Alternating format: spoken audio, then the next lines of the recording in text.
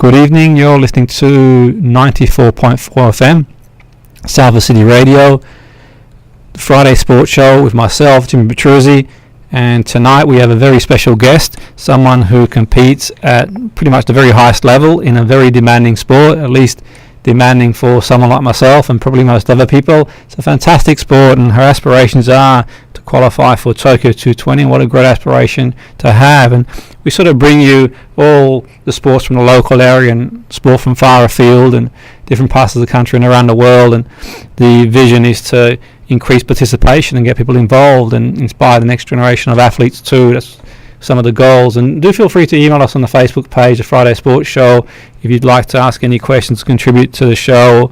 If you've got any feedback you want to email across too. So Joanna Muir, welcome to the show. It's great to thank you. Yeah, fantastic. So we mentioned the demands of modern pentathlon.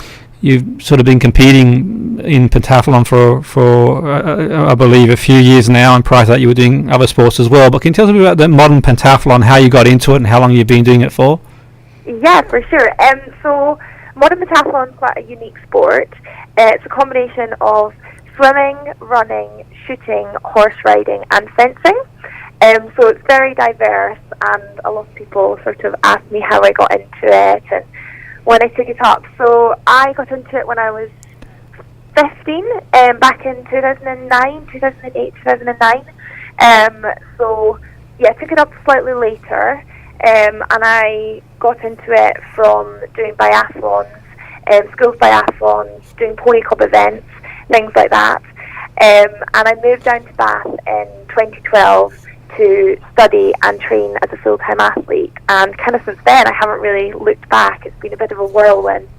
No, fantastic. And Bath University is well known for sports. I actually worked in football with a colleague of mine who actually coached a football team, I believe Bath football team, a long while ago, and I heard a lot of good things about the university. And what was your experience like at Bath University, Joan? How was your experience? It was really good. I actually studied a sports course, so my course was kind of designed for athletes.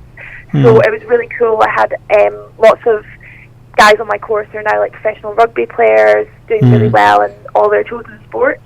So that was really good, having a course that was so sporty and like so niche. So yeah, it was really cool, and the facilities at the university are amazing. I'm from a small town in Scotland, and before going down to university it was obviously quite tricky, doing loads of travelling, and my parents were absolute heroes, driving me all over the country just to get to training. So moving down to Bath and having everything right on your doorstep was really, really fantastic, and definitely has helped me so much. So yeah, overall the whole experience, like, I absolutely loved it. It's quite demanding studying for a degree as well as training full time, but yeah, I managed to do that. Absolutely. Pass with the degrees. So yeah, now just focusing on the training full time at the moment. Yeah, no, absolutely, and that's really important, obviously, to carry on, I think, with education on some level, because obviously sports career, at least participation, it has a time frame.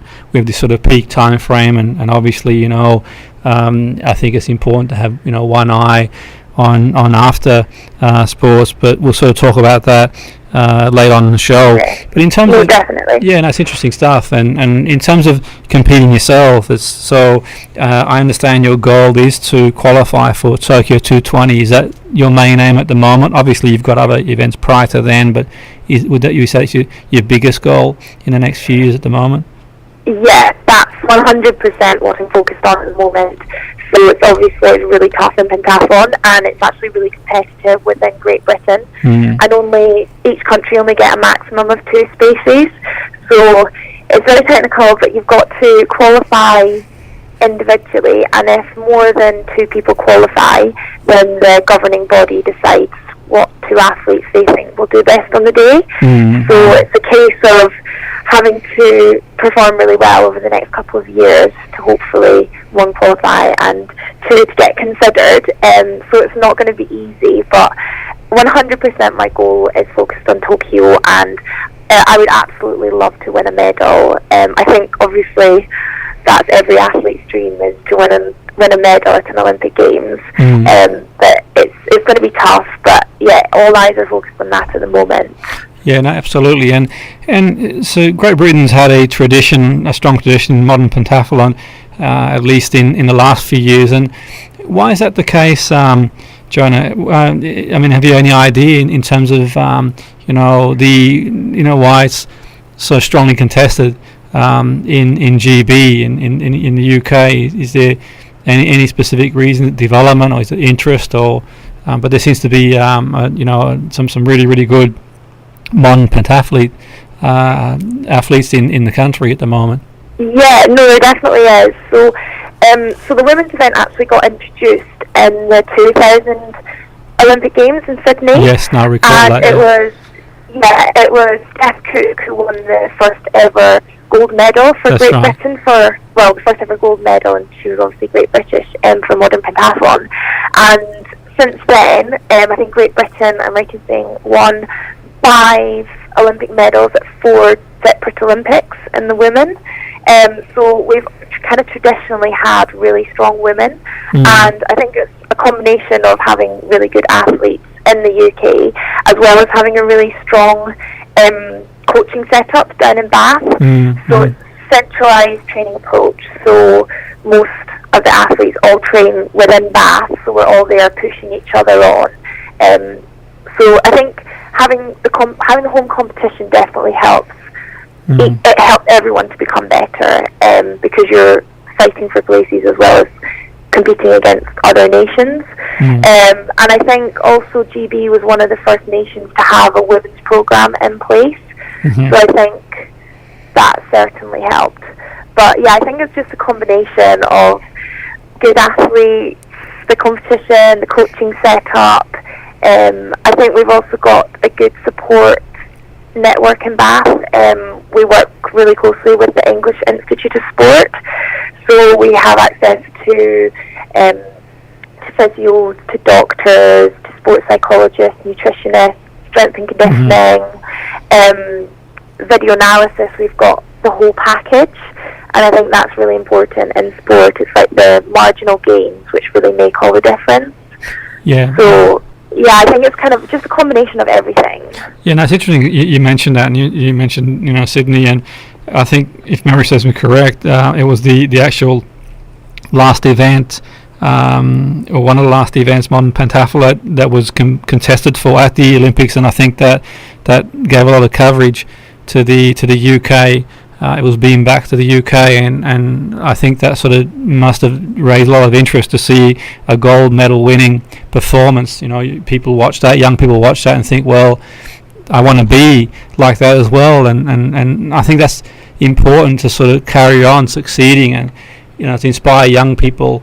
It's important to have athletes to sort of show the way, in the sense that a young person who, generally speaking, you're not going to see much television coverage on certain sports other than the Olympics, unless you are involved in that sport. And I think there's a great opportunity to get out there at the Olympics and put it on the on the world stage, and inspire young people to take part as well. Now, there's people wondering probably what modern pentathlon involves, and just for people who aren't sure what it involves, could you sort of tell us the sports? Could you tell us the events within the pentathlon itself?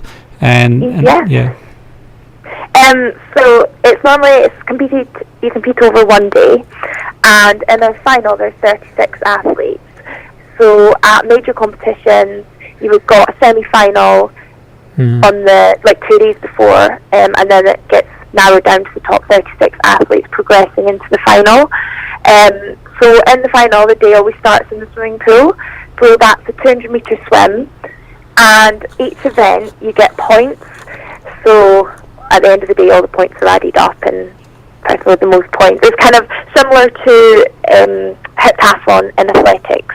So the points get added up. So yeah, it starts with the swimming event, so just a normal 200-metre race, and then you move on to the fencing. And in pentathlon, the fencing is you actually fence everybody else in the final. So I would fence 35 other people Wow. to one hit. So it takes quite a while. Because it's one hit, you get 1 minute to complete the hit. And it's just the first person to touch gets the points, and you get about 7 points per hit. So yeah, fencing is quite heavily weighted compared to swimming.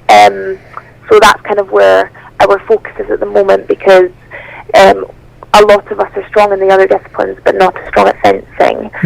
Well, particularly me.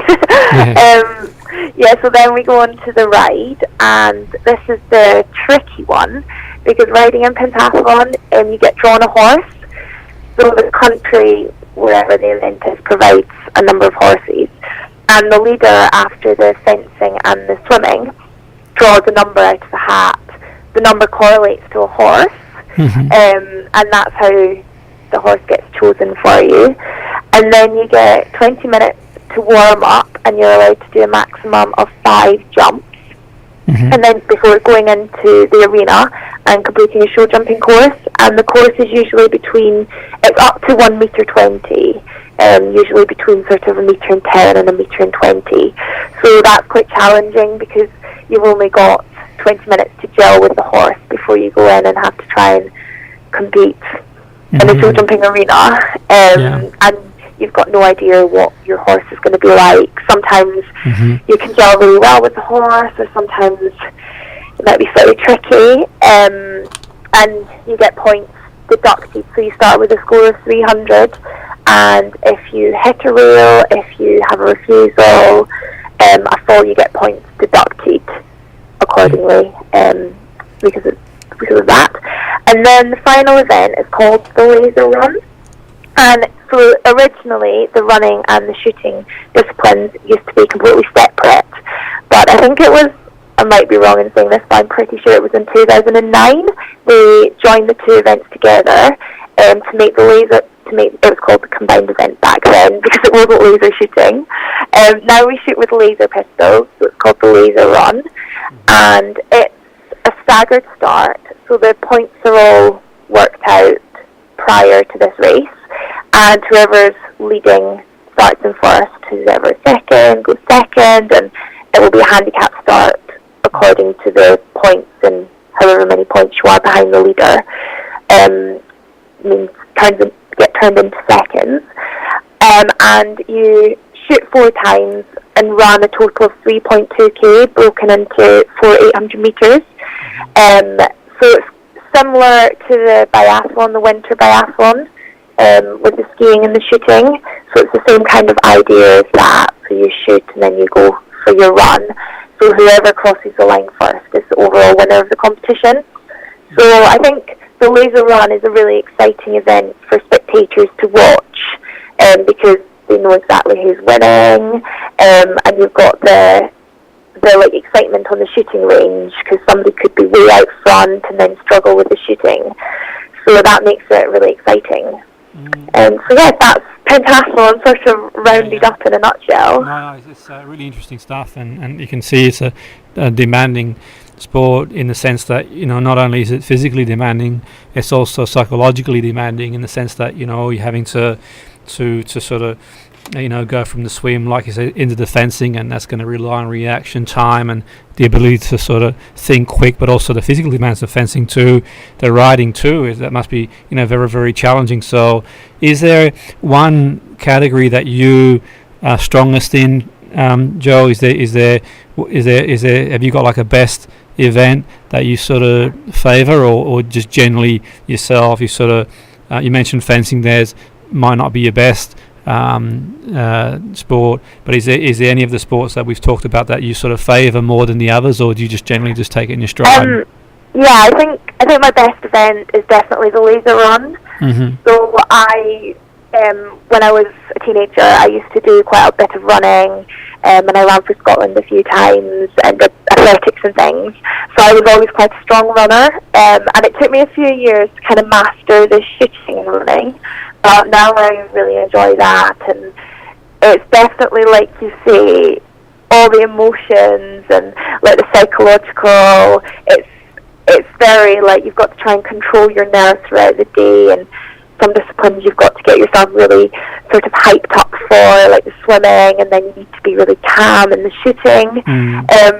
So I love that kind of aspect of sort of psychologically, kind of mentally sorting my brain out and keeping relaxed and just focusing on my own sort of thing. So yeah, I think my best discipline is definitely the laser run, but I do love all the disciplines. Otherwise I would do pentathlon. Yeah, no, absolutely. Yeah. No, I think fencing is the one I picked up latest, and some days I think you can absolutely hate fencing if it's going badly, but when it's going well, it's brilliant, and I absolutely love it, and it's such a technical sport.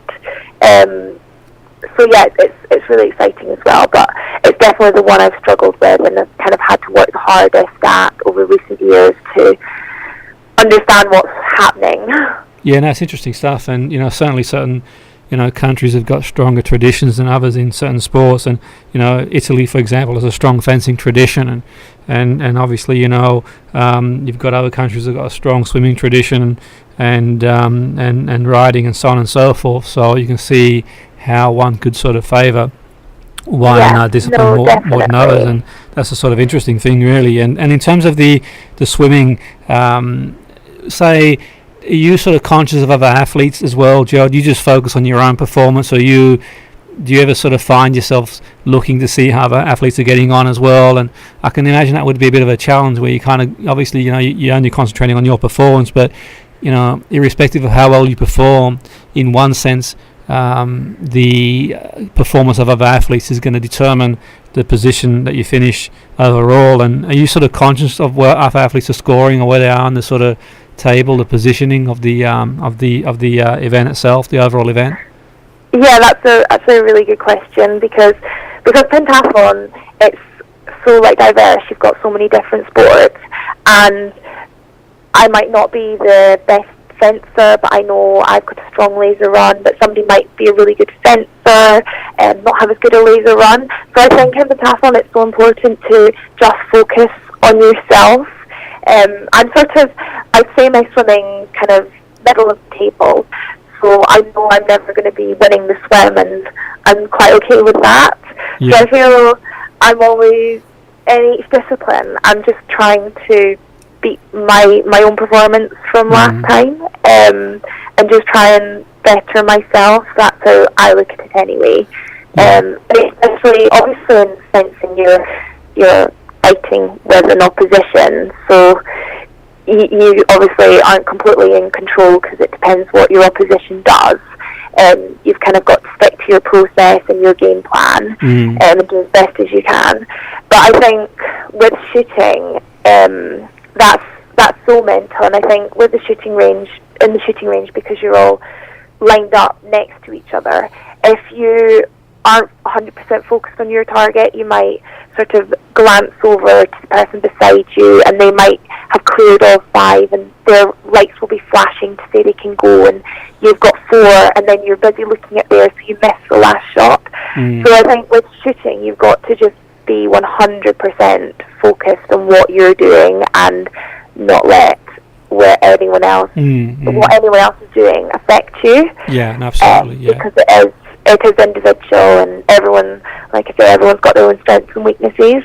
Yeah, so absolutely. Yeah, it's important. I mean, from a psychological perspective, you can control what you can control, and obviously if someone sort of comes out there and has a good performance, it's beyond your control, and you can just focus on yourself. And I think that putting the extra pressure on oneself, based on where someone else is, I suppose in one sense, when you get to the sort of business end of the competition, not that from the onset, from the very beginning, no doubt, but as you sort of get towards the close of the competition, at that point you sort of then, no doubt, I would imagine, focusing on who's where in terms of the points, so to speak. But do you ever find yourself in a situation where you are influenced by what other people are doing and how they're performing, or do you just are you the sort of person that says, you know what, I'll set my stall out, I'm just going to go out there and do the best I can, and just completely focus on myself? Or do you find yourself sometimes influenced by other performances?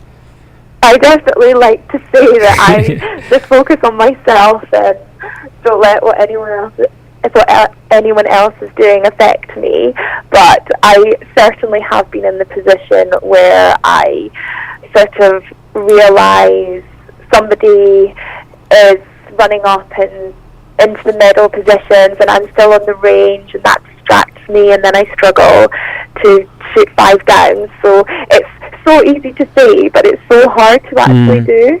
But that's kind of what I'm trying to work on at the moment. Like, I obviously can't affect what anybody else does on that shooting range, in the swimming pool, and as long as I know I've done my best performance, even if my best performance isn't good enough for the day, I know I've given it everything. And if somebody's better than me, then there isn't much I can do about that. So absolutely, that's kind of the mindset that I'm trying to focus on. Absolutely, at the moment. Great point you've made there, and I think that's something that we see in say relays, for example. It's like, okay, relays in sprinting, for example, they're quite tactically run, where if you see a 4x400 or 4x100 relay, there's kind of tactics that go with it too, and when you think about it, sometimes you'll see a team that's quicker on paper get beaten by a team that doesn't have the same personal best, and just generally, obviously you've got the baton changes and stuff like that, but generally speaking, sometimes it psychologically one's sort of looking over one's shoulder and seeing where someone else is and that sort of stuff. And I can imagine from the point of view of modern pentathlon, where there is some similarities, where sometimes what I've seen in the past, it's almost ironic where it's one person underperforms in one area, and then so do other people too, and it's quite fascinating sometimes. You'll see one person go above and beyond their personal best, and other people do too, and I can imagine that's sort of frustrating in one sense, where if you go out there and you sort of do a personal best or equal or get around that sort of mark, and then you've got someone else who, and then you've got other people who sort of follow through. Do you find, I wouldn't say frustrating, but do you find that sometimes that put extra pressure on you, where you've gone out there and done a really, really good swim and so on and so forth, and then you've got somebody else come out and do an exceptional ride, and you think, oh, here we go, I wasn't expecting that. Do you find that's the case, or do you just sort of think, what? I guess, sometimes it is. I think with the riding, it's obviously it depends on the horse as well. Yeah. So the maximum you can get is 300, so that's what we're all trying to achieve. But sometimes you see people go round and you think, oh my goodness, this is quite a scary round, and they kind of get round with 300 points, and you're like, oh wow, how did that happen? But you can't let that play on your mind too much. You definitely, in those situations, I just think, yeah, they've done well, but I know what I'm capable of, and I just need to kind of focus on my thing and try and put that to the back of my mind. Yeah. And actually, sometimes if I'm lying in a good position, quite often before the laser run, I don't actually like looking at where all the other strong laser run athletes are and how far in front they are or how far behind they are from me, because I feel that could potentially have an impact on my shooting. So I just like to look what time I'm going off and just stick to my thing. Yeah, no, that's a good point. And I mean, I'm not an expert in modern pentathlon, but I sort of passively watch all sports as you do, and I have a keen interest in a number of sports. And for me, I think, this is sort of just my opinion, Joe, I think that the horse riding, from what I can see, the little I understand about modern pentathlon, I'm not an expert in it, but I think that can be and give a competitor a clear advantage, because there's a number of factors that can influence the ride that we're not in control of, and how the horse responds, the level of horse. I would imagine that obviously they do their best to make it level playing field, but obviously a horse is not a mechanical apparatus. It's not like jumping on a bike and saying, okay, we can make the bikes as even as we can.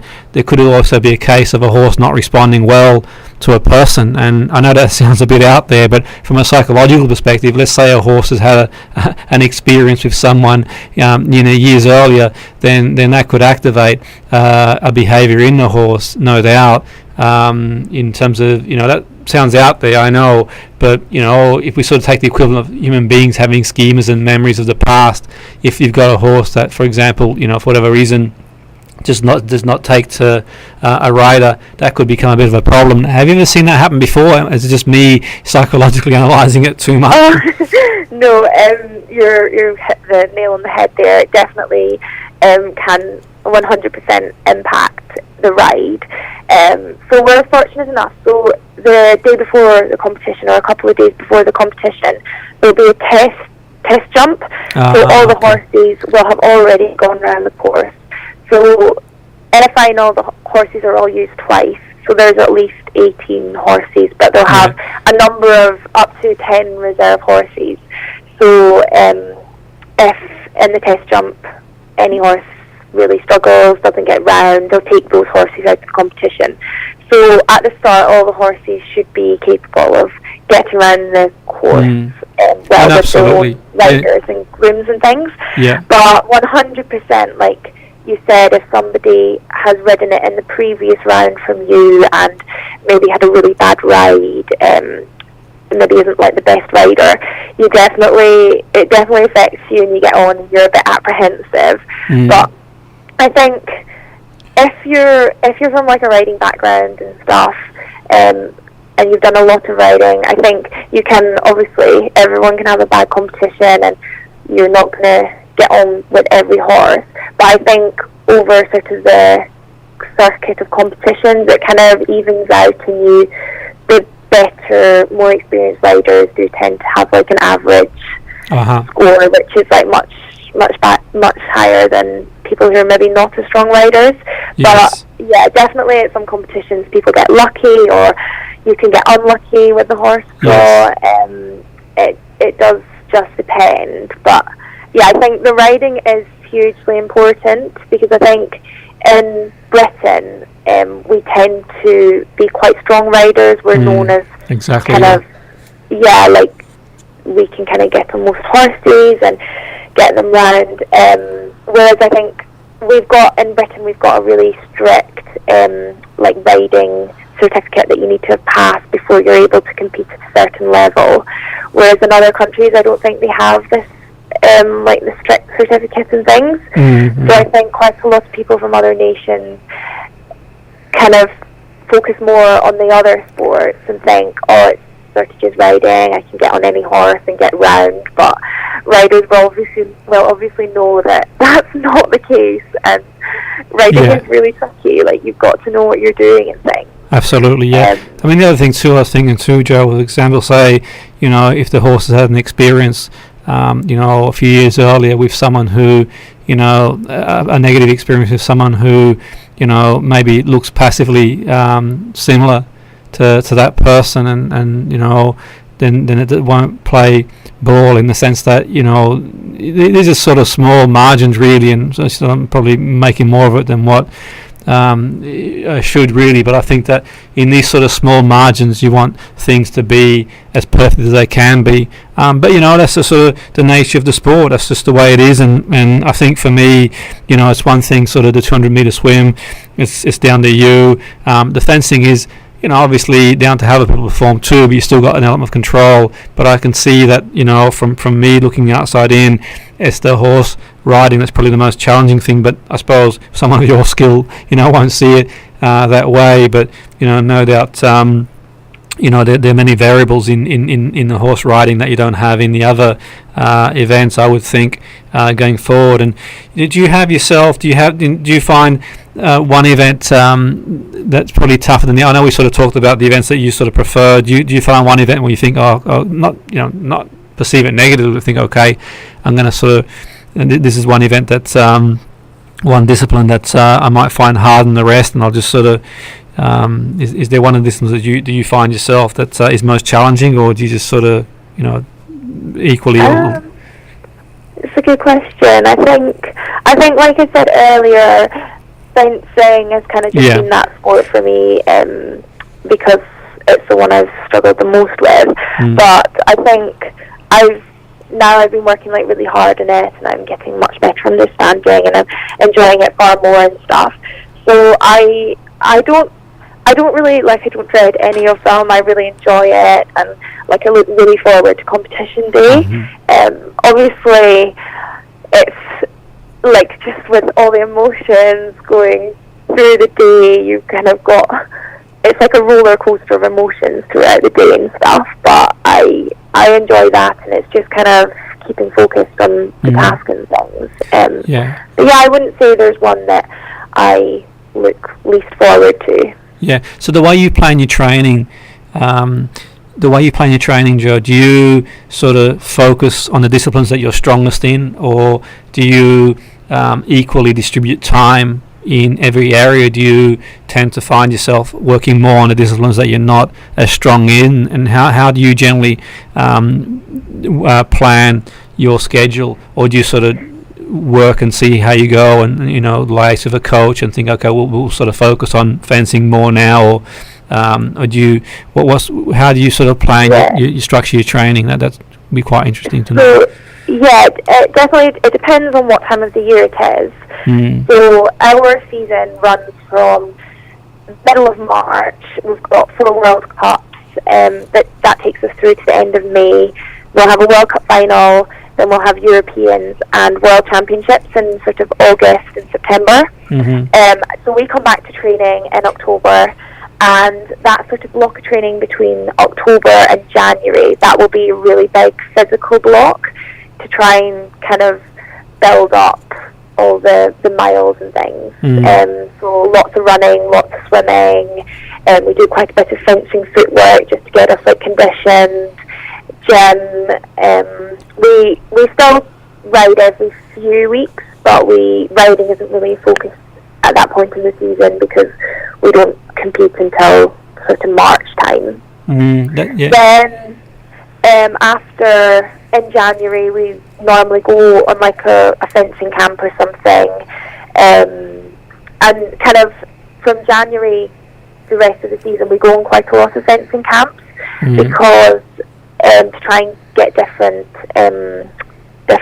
opponents to fence, because obviously if we just fence each other in Bath all the time, we'll know exactly what they're going to do, and you learn a lot more fencing different people. So we do a lot of fencing there, but we have weeks which are more fencing focused when we're on these camps, and we'll back off on like the running and swimming and the physical disciplines.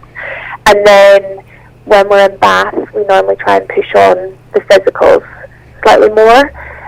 But so the points in pentathlon, there's a lot more points in the fencing and the laser run. Oh, okay. So, yeah. We do a lot of running.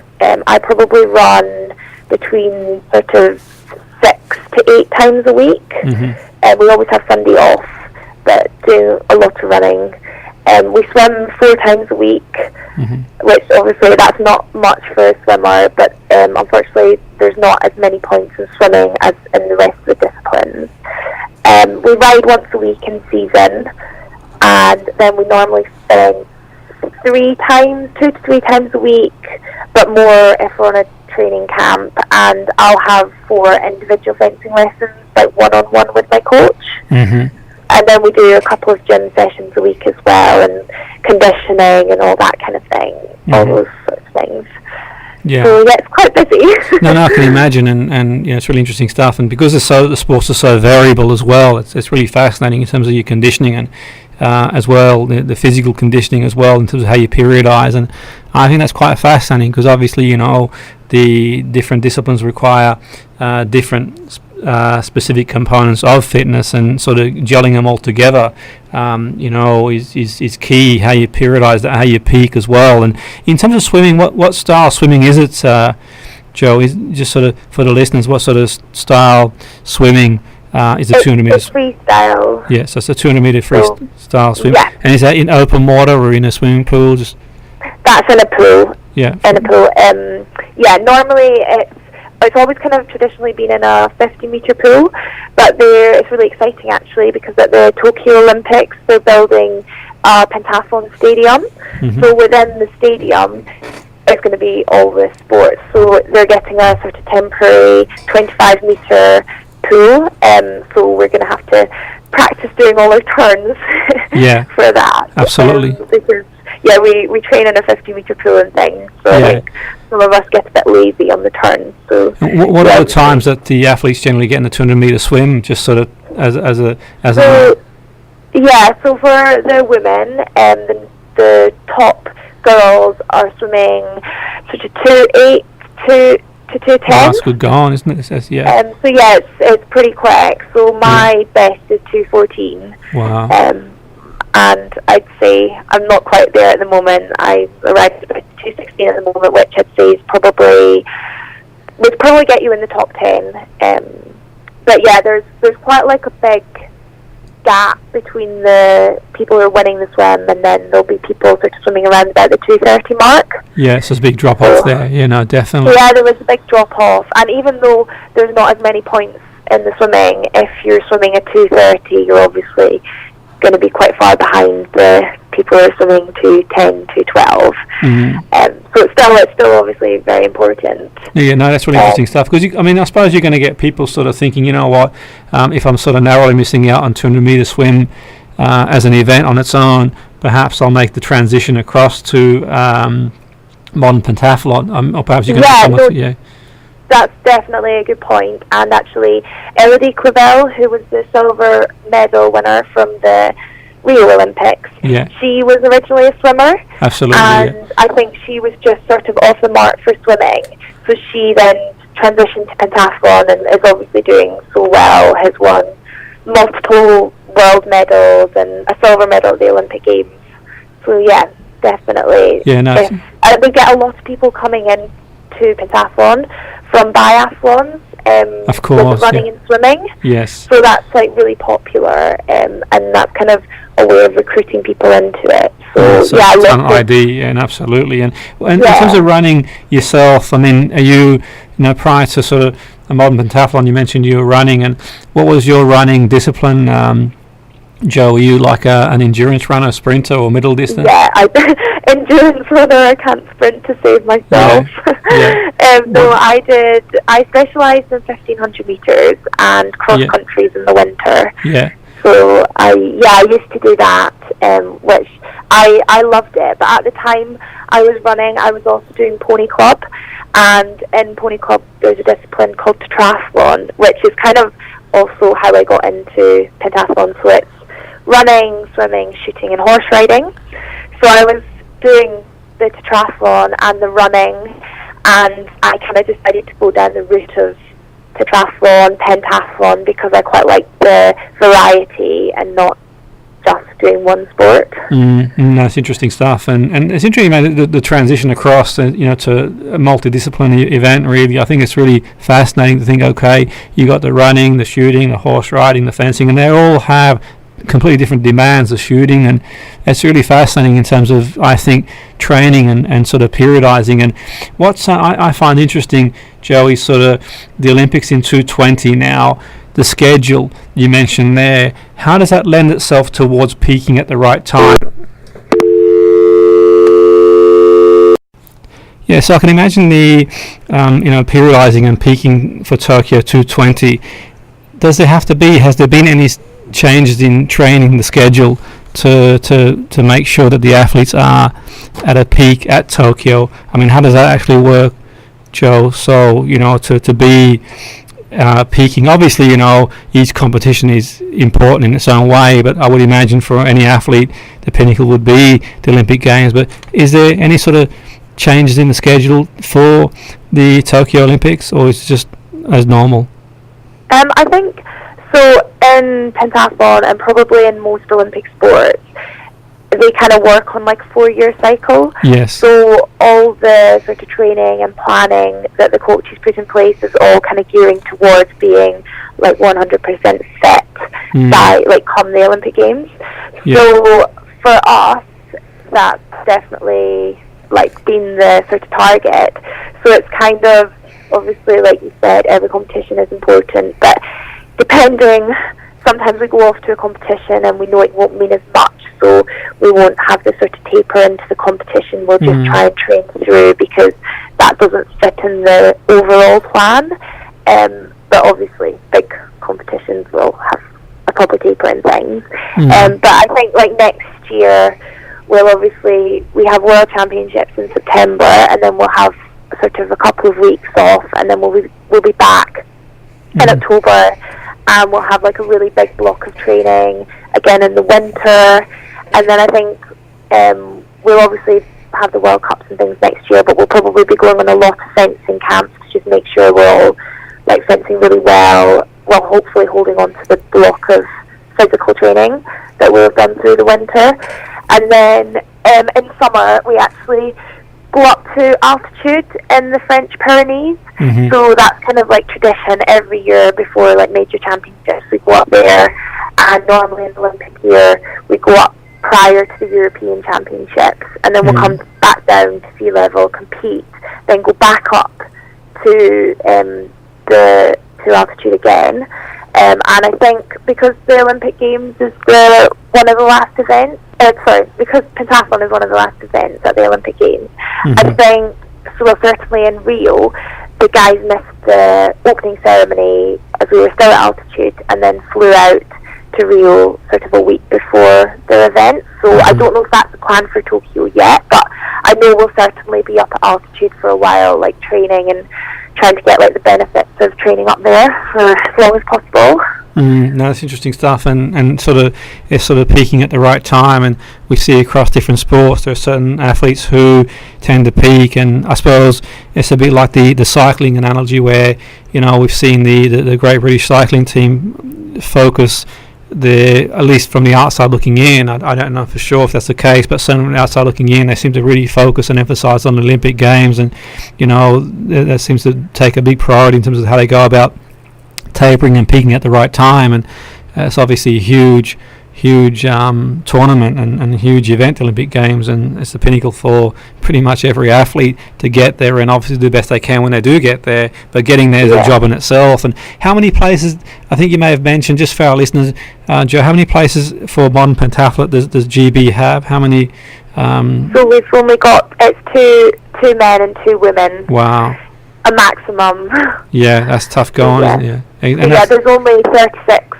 There will only be 36 athletes competing, so it will be like the 36 best athletes in the world. That's amazing, isn't it? Next year. And it's amazing because you think, well, between the 2 qualifiers, there's so many that on the day could perform, really good, and it's just one of the things, really. I suppose, it's there's a number of factors involved in getting there, but along the way, the training, the hard work, the dedication, and I'm not one to sort of like, buy into luck. I think you make your own up to a point, but you do need that bit of a break here and there, injury free, and peak at the right time, and just the little things really just need to go your way. I think, generally speaking, and that's one of the things that there's certain circumstances beyond your control.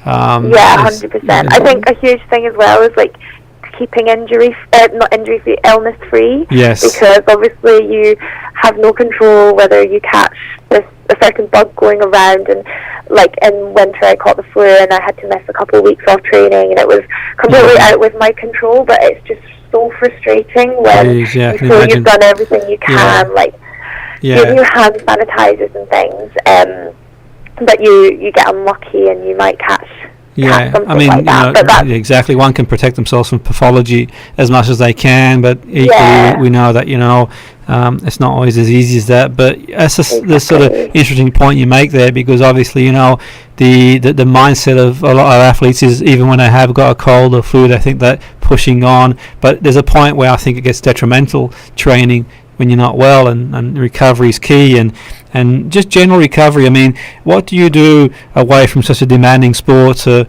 get your mind off things? Do you find yourself doing other hobbies or other things that you sort of enjoy doing passively, or are you the sort of person who sort of like, when you're not training or competing, you find yourself in those circles? Did you find a way to sort of like, distract yourself and from the pressure? I'm definitely, I love being active, so being a pentathlete is just my dream job, because I'm not good at sitting still, but obviously when you're in really hard blocks of training, we always get Sunday off, so come Sunday sometimes I'm just absolutely shattered, and I just need to sort of sit in front of the TV and watch Netflix and have a nap or whatever. But I absolutely love like going walking in the countryside, Yeah, I basically love being outdoors. I really enjoy going surfing, but obviously that's slightly dangerous. I've got to be careful, like course, when in the season I do that and things, as well as skiing. But that's been put on hold until after Tokyo. Absolutely. But yeah, I love doing things like that. I enjoy reading, doing sort of crafty things. But I definitely am a very busy person, and I don't seem to have much free time, but it's really nice. And even just kind of catching up with friends as well who are kind of not in the sporting bubble, that I love doing that. And do you find that the friends that aren't in the sporting bubble, is it, I suppose, from their point of view, obviously I can imagine they respect what you do and appreciate what you do, but is there a point where, it might be difficult for them to understand that, the lifestyle an athlete needs to lead, obviously, the nutrition, the training, and all the things that you do different to, the general person who's sort of, I suppose anyone can keep themselves in shape, and a lot of people do take an interest in that, but the demands aren't the same, for someone, for example, a 9-to-5 job. Do you find that sometimes that comes into it where, certain people sort of struggle to understand, I think most of my friends all totally get it,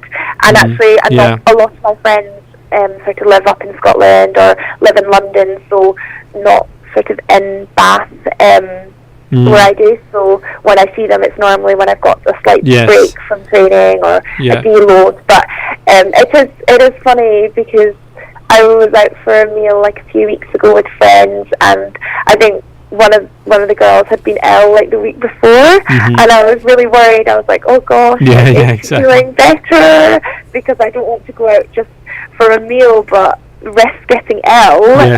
So you've got to think about all these things. It's a really important point you make there, and the thing is, it's challenging and it's very demanding, but also there's only so many spots available, and we're only an athlete's only at their peak for a certain period of time, and absolutely I think it's crucial, and I can't remember who it was now. I read an autobiography of it might have been, I read the book many years ago of my I think it was I can't remember who it was now, but it was an athlete who'd sort of, I think, got food poisoning in and around when they were competing, and that sort of blew a lot of their ambitions in that respect. But I do believe they bounced back. But it's an interesting one with these sort of little things like that not say little things, but things that we kind of sort of, it's easy to take for granted if you're not competing and that sort of stuff. But the point being is sort of, I suppose there's a fine line between being too careful, one would think, and obviously being blasé, and I suppose one could get injured just going through a walk down the road type thing, or so there's got to be that balance, I think, and that's a sort of a big thing for sure. And in terms of your own sort of achievements, what would you say your most memorable achievements have been so far, Jo? What are your most memorable achievements? I think at the start of the year I had a competition in Budapest. It was like the Hungarian, it's called the Hungarian Indoor Championships, and it's sort of the first competition of the season every year, so it's quite a lot of people go to it to kind of get out and get onto like the competition circuit for the year. And this year I had a really good competition and managed to, I think I swam a 1 second PB, I finished the best I'd ever finished in a competition, rode clear, and managed to, because I actually started the laser running first, which was the position I've never found myself in before, because my fencing in prior years hasn't been as strong. So I was really pleased with that, because I managed to kind of control my nerves and shoot really well, and I managed to win the competition. So I think that was probably, it wasn't the biggest competition, but just because everything went so well on the day, it really stands out to me. I feel like I didn't really have a bad event that day, and that's obviously quite hard to come by in pentathlon, because there's usually things that you think, oh, if I could have done this better. So that was really good. And also I've had a few like relay medals. So in pentathlon, there's a mixed relay and a women's relay and men's relay, obviously. So I won a medal at the women's relay at the 2016 World Championships with Samantha Murray. We came we got a silver medal, so that was really exciting because that was Fantastic. my first year as competing at the Senior World Championships. So to go home with a silver medal was really exciting. And that's fantastic, and no doubt there'll be more medals to come. And there's the championships, I believe, in Bath soon. And can you tell us a bit the forthcoming championships coming up? Yeah, no, it's really exciting. So in Bath in August, so it's the 6th to the 11th of August, we've got the European Championships being held. So it's actually going to be the first European qualifier for the Olympic Games, and the top 8 individual places are up for grabs. So if you can come in the top 8, you gain a qualification spot to the Olympic Games. So it's going to be a really, really competitive competition. And we train in Bath, we live in Bath, so it's just really exciting that it's going to be at our home, in front of a home crowd and things. So yeah, that's like the really big one. That's amazing incentive, Joe, to top it. Wow. But when you say qualify, is that a spot, or do they have to? Is that a guaranteed spot, or is it just in the frame of? So unfortunately, it's not a guaranteed spot. Because somebody else might qualify, like 2 other people might qualify the following year. But if you can qualify a spot, then it's a really big step, and it kind of takes, I guess, some of the pressure off you for next year. It puts a marker down too, I think, a psychological marker as well, where exactly.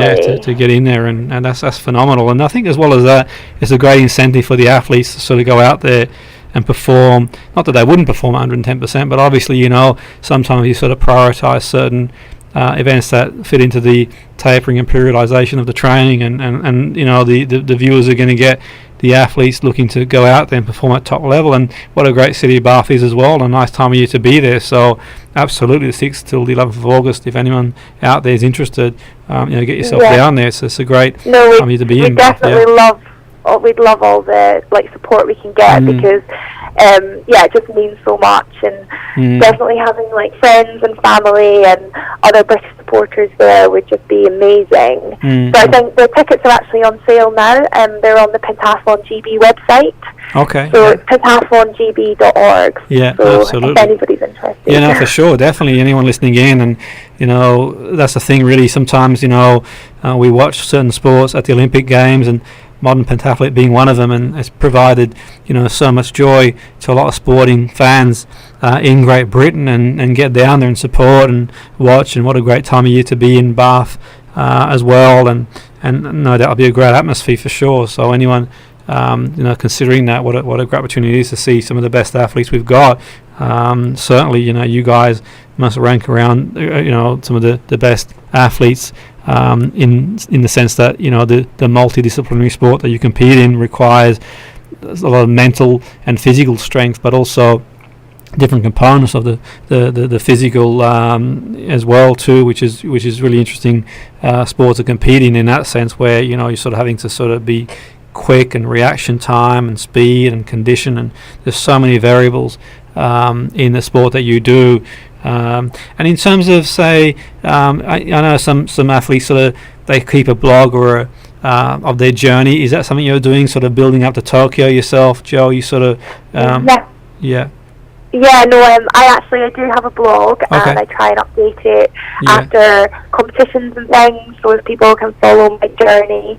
So it's actually called One Girl, 5 Sports.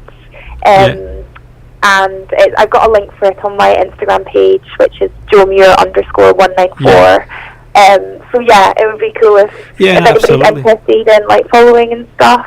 Absolutely, and it's really fascinating, because obviously the journey for you began a long time ago, and in that sense, and also there's so much hard work that you do as well throughout the year, and the Olympic being the pinnacle. So it'd be great for the listeners to sort of follow the blog and yourself, and be able to sort of track your progress and see how you get on, and absolutely that'd be great to sort of see you fulfill your ambitions and dreams. And in terms of athletes, do you have any athlete that you sort of look up to yourself or have looked up to? Obviously, some of the obvious ones that you've got in Scotland, so Chris Hoy. 100%. I I'm a massive Chris Hoy fan. Yeah, like, read his autobiography when I was younger. Yes. Yeah, he's so inspirational. I really look up to Steph Cook, who I mentioned earlier. Absolutely, who was the first ever woman to win the Olympics. Yes. So yeah, I think like she did so much for pentathlon Yes. and for like women's sport and pentathlon. So that's just really absolutely. cool. I remember staying up to watch that many years ago. Absolutely, Yeah. and I think it really opened a lot of people's eyes in terms of the sport. Very much so. I think she inspired a generation of young people to want to pursue the sport as well. So I think it's sort of important. People like yourself who have the ability to sort of leave a legacy of some sort for people to follow on and go forward. Absolutely. Yeah, exactly. And I think it's really cool when you know somebody like on a personal level and see what they've achieved and things, and I think it makes it seem more realistic. Like obviously it's amazing, but when you know them and you're like, oh wow, like maybe I could do that. So yeah, that's really cool. Also, I absolutely love Lizzie Arnold. She's also she used to train in Bath before she retired from skeleton, and like to see her train and things, and then obviously be a double Olympic champion was just like so special. Great achievement, great athlete. Absolutely, no, definitely. It's been a sort of pleasure having you on the show, Joe. It's been fascinating, no doubt, for the listeners. It's really interesting journey, and we look forward to seeing how the journey unfolds, and they're very confident that you'll go on and achieve your dreams and aspirations. So I want to thank you again for coming on board the show. Having me. And hopefully next time we have you on, you'll have sort of achieved the pinnacle of your sport. And but either way, I mean, in the day, you're out there, you're doing the best you can, and I think it's something to be proud of. And keep going, keep enjoying it, and give it your best. That's all anyone can do, and we wish you all the best, Joe. Thanks for coming on the show. Thank you very much. Thank Thanks you for having me. Thanks very much. Thank you. Bye. Bye. So there you have it. That was a really fascinating interview. What a great athlete she is too, by the way. Joanna Muir, what a fantastic athlete competing in a very demanding sport. We have sports and demanding sports.